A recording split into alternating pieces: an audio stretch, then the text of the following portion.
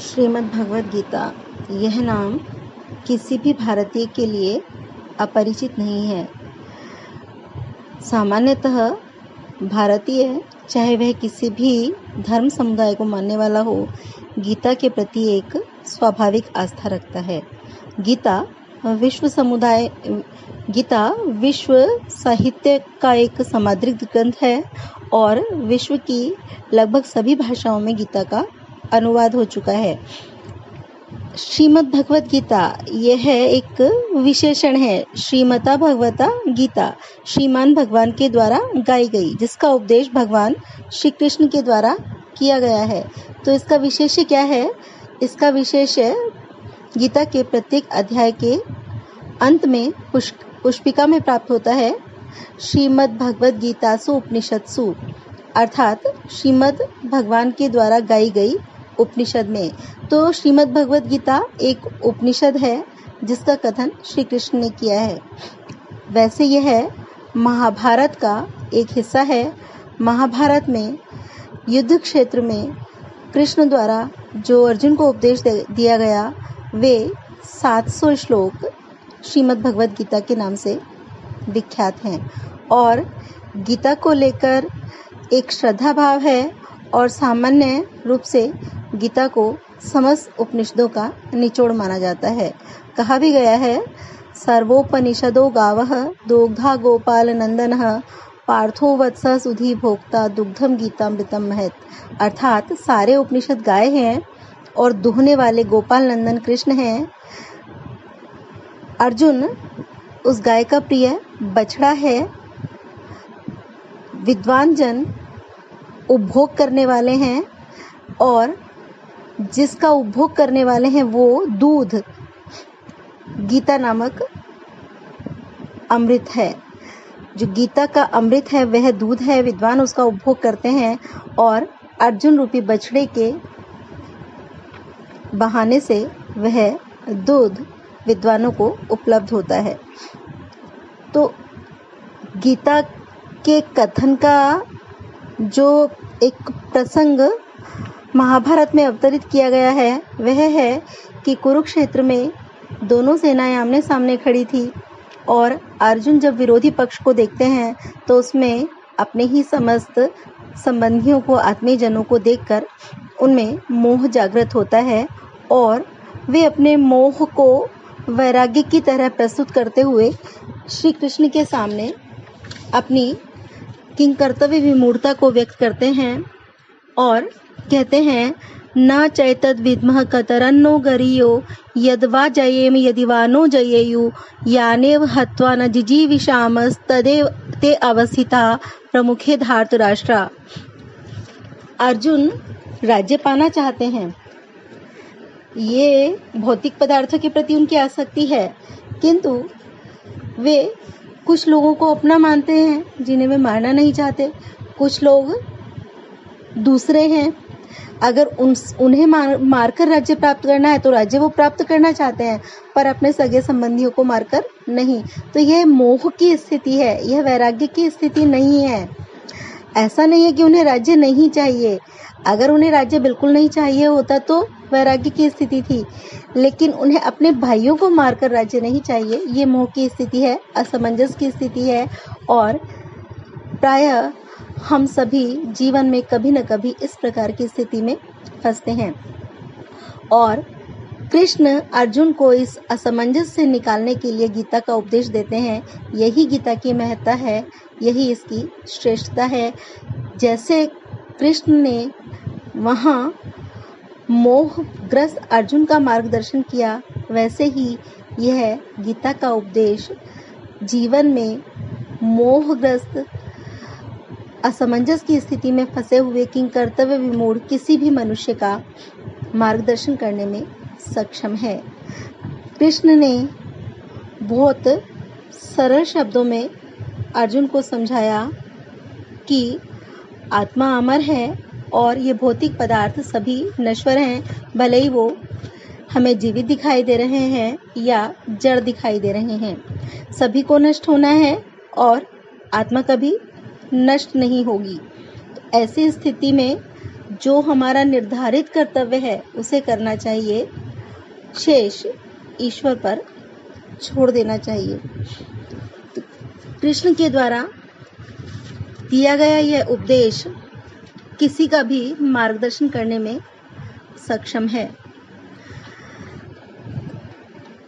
गीता में ऐसे अनेक सिद्धांत बताए गए हैं, बहुत सरल भाषा में बताए गए हैं, जो जीवन में अवसादग्रस्त मनुष्य को उस अवसाद से उबारने में मदद करते हैं।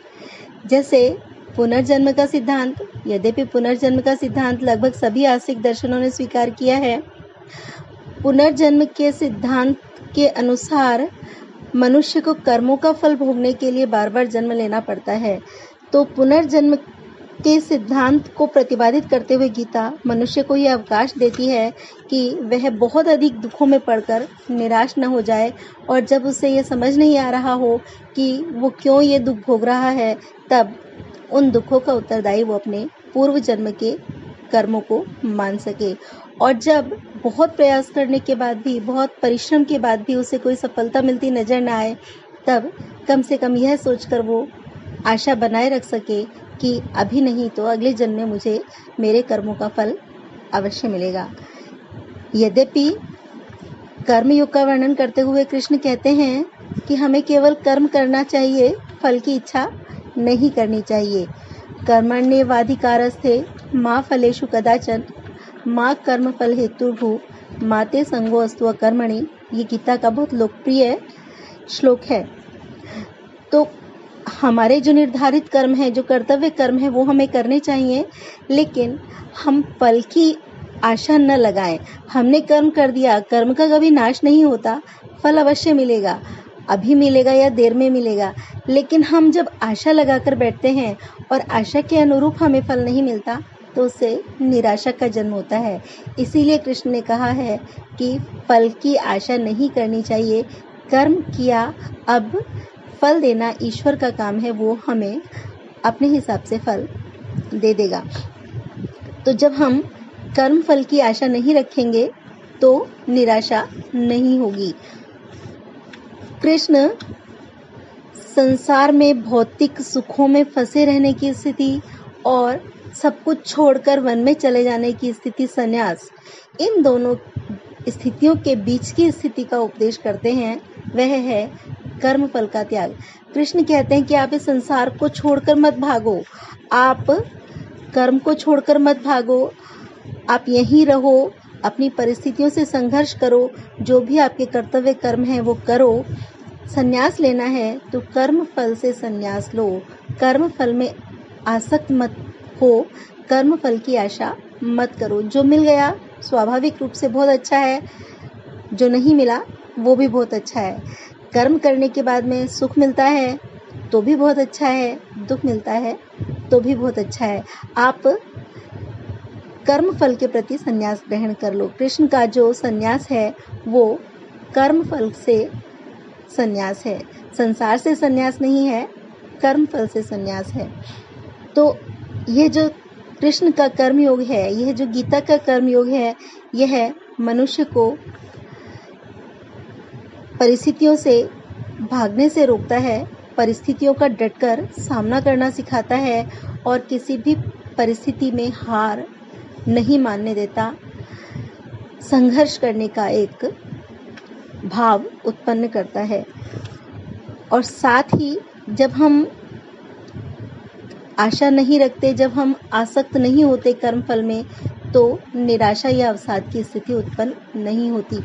आज के समाज में जहाँ छोटी छोटी बातों से व्यक्ति अवसादग्रस्त हो जाता है, जिधर देखो उसने आत्महत्या कर ली, उसने आत्महत्या कर ली, इस तरह के समाचार मिलते हैं, उस समय गीता मनुष्यों को एक आशा देती है, एक विश्वास देती है कि ईश्वर सदैव है हमारे लिए और हमें निराश होने की ज़रूरत नहीं है। हमने कर्म किया है तो ईश्वर फल देगा। ये हमारा काम नहीं कि हम अपने कर्म का फल स्वयं निर्धारित करें। इसके अलावा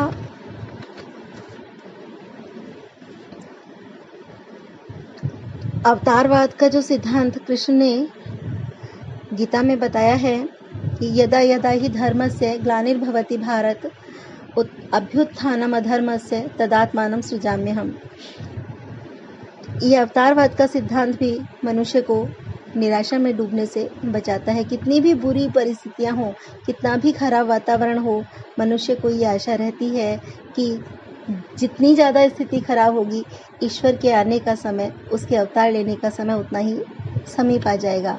तो जितनी स्थितियां बिगड़ेंगी, उनको सुधारने के लिए ईश्वर अवतार लेंगे। यह मनुष्य को किसी भी स्थिति में निराश होने से बचाता है। तो गीता एक ऐसा ग्रंथ है जो मनुष्य को प्रत्येक स्थिति में आशान्वित रखता है, उसको निराश होने से बचाता है। कृष्ण आश्वस्त करते हैं, योग क्षेमम वहाम्यहम्, तुम्हारे योग और क्षेम को मैं वहन करता हूँ, तुम केवल मुझ पर भरोसा रखो। तो जब भगवान स्वयं आश्वासन दे रहे हैं, तो फिर वो कह रहे हैं मैं संभाल लूँगा, घबराओ मत, मैं संभाल लूँगा, तो फिर मनुष्य को निराश होने की आवश्यकता नहीं रहती। और गीता का एक बहुत अच्छा ये उपदेश है कि वो कहती है कि सभी प्राणी समान है, क्योंकि सबके जो अंदर आत्मा है वो अमर है और आत्मा एक ही है। सभी मनुष्यों में एक ही आत्मा है, इसलिए उनमें भेदभाव की स्थिति नहीं बनती।